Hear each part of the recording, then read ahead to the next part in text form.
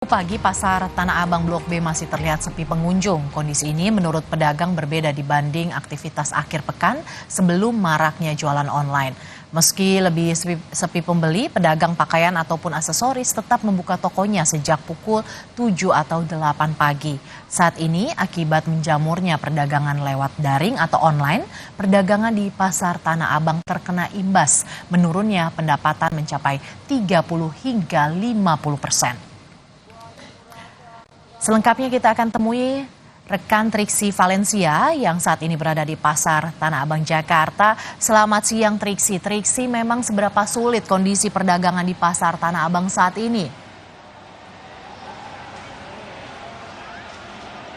Selamat siang Mercy dan juga saudara. Seberapa sulit tadi kalau digambarkan oleh para pedagang adalah berkurangnya omset hingga 30-50%.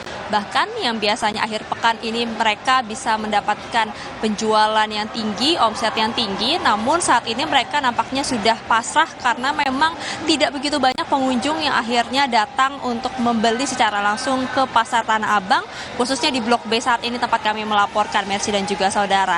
Nah, kalau untuk situasinya saat ini menjelang pukul 12 ataupun juga menjelang makan siang, memang sudah semakin ramai jika dibandingkan dengan pagi tadi. Akan tetapi ramainya pengunjung yang bisa terlihat di layar kaca Anda ini, Mercy dan juga saudara, masih dibilang atau masih tergolong kategori yang sedikit dibandingkan dengan akhir pekan pada biasanya kalau dari kacamata para pedagang. Karena mereka tadi bercerita, biasanya kalau pada akhir pekan bisa menjual dari satu kodi, kemudian bisa lebih dari puluhan piece pakaian maupun juga celana ataupun juga barang-barang yang lainnya. Akan tetapi kalau saat ini pada akhir pekan saja, bahkan 10 piece aja bisa terjual, ini sudah sangat bersyukur sekali para pedagang tadi bercerita. Apalagi ketika pada hari-hari biasanya dari hari Senin sampai hari Jumat yang menjadi hari kerja, semakin sulit sekali untuk para pedagang bisa menjualkan barang dagangannya mereka, Mercy dan juga saudara. Nah, untuk lebih lengkapnya dengan apa yang mereka alami atau para pedagang alami di pasar Tanah Abang ini, kita dengarkan kutipan wawancara berikut ini.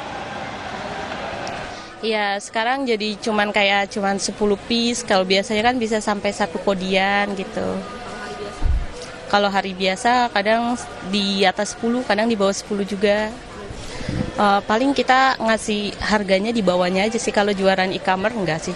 Dari omset sendiri pengurangannya sudah sejauh apa atau sebesar apa sih?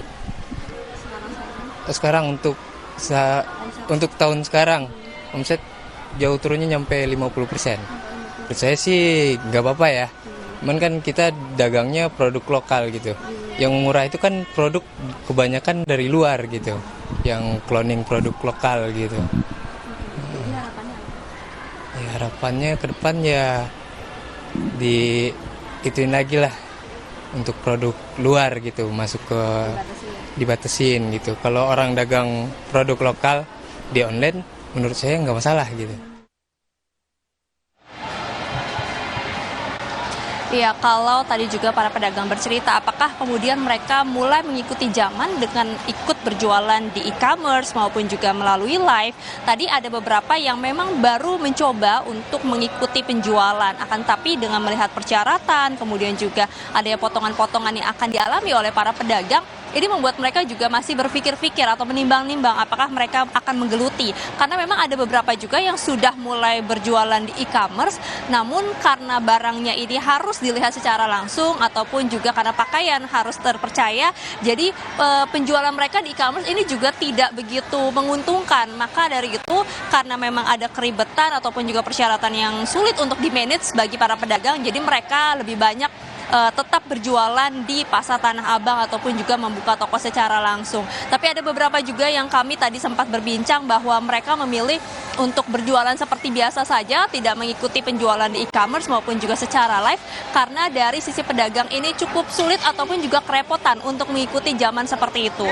Nah, kalau dari para pembeli ya, yang tadi kami juga bertemu dan juga berbincang, ada beberapa yang mereka mengatakan bahwa tetap memilih untuk datang ke pasar Tanah Abang maupun juga ke toko secara langsung karena tentu positifnya ataupun juga keuntungannya adalah ketika mereka bisa melihat secara langsung barang-barang yang akan mereka beli, mereka bisa membandingkan antara yang satu dengan yang lainnya, termasuk juga dengan harga. Itu yang menjadi keuntungan bagi para pembeli ketika datang secara langsung, karena tentu minusnya ketika mereka berbelanja di online atau di e-commerce ini adalah pertama mereka tidak mengetahui kualitas barang secara langsung ataupun juga mengetahui apakah memang barang-barang ataupun juga pakaian yang mereka beli ini sesuai dengan harapan mereka. Tapi kalau secara harga memang tadi para pembeli ataupun juga konsumen ini bercerita bahwa harganya memang jauh lebih murah ketika belanja di e-commerce ataupun juga di online. Namun secara kualitas balik lagi itu yang kemudian masih menjadi incaran ataupun juga menjadi perhatian utama bagi para pembeli untuk bisa mendapatkan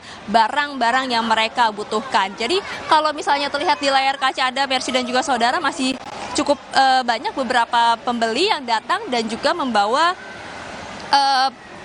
plastik besar ataupun juga dorongan untuk bisa membeli dengan jumlah yang besar ataupun juga dengan kuantitas yang besar. Karena tadi juga yang menjadi keuntungannya adalah ketika para pembeli ini datang untuk berbelanja dengan kuantitas yang cukup banyak, ini justru menjadi kemurahan. Maksud kami menjadi kemudahan ketika mereka datang secara langsung ke toko. Karena selain diberikan dengan harga murah, mereka juga bisa memastikan secara langsung bahwa pakaian-pakaian, celana, baju maupun juga barang-barang yang lain mereka beli ini adalah sesuai dengan kualitas atau standarnya dari mereka. Jadi memang ini yang menjadi struggle bagi para pedagang maupun juga bagi para pembeli ketika harus memilih apakah akan belanja di online atau di e-commerce ataupun justru memutuskan untuk datang langsung meskipun harus melewati beberapa tahap seperti misalnya harus menggunakan transportasi umum maupun juga menghabiskan waktu yang cukup banyak untuk berkeliling. Tapi tentu tadi beberapa dari para pembeli yang kami tanya, mereka memutuskan lebih memilih ataupun juga lebih suka ketika belanja secara langsung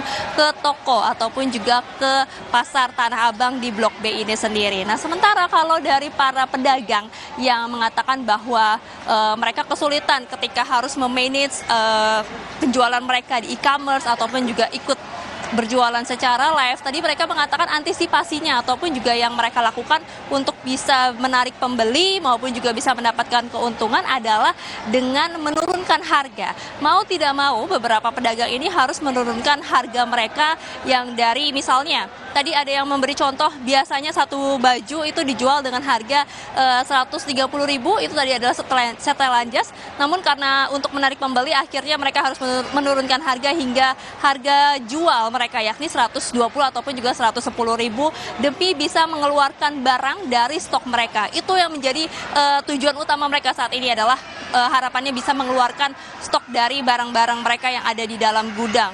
Sehingga saat ini memang kerugian tentu dialami oleh pedagang, penurunan omset juga dialami pedagang. Namun harapannya adalah bagaimana mereka juga bisa tetap mendapatkan keuntungan ataupun juga penjualan yang lumayan dari para pembeli yang tetap datang ke Pasar Tanah Abang Blok B ini. Mercy.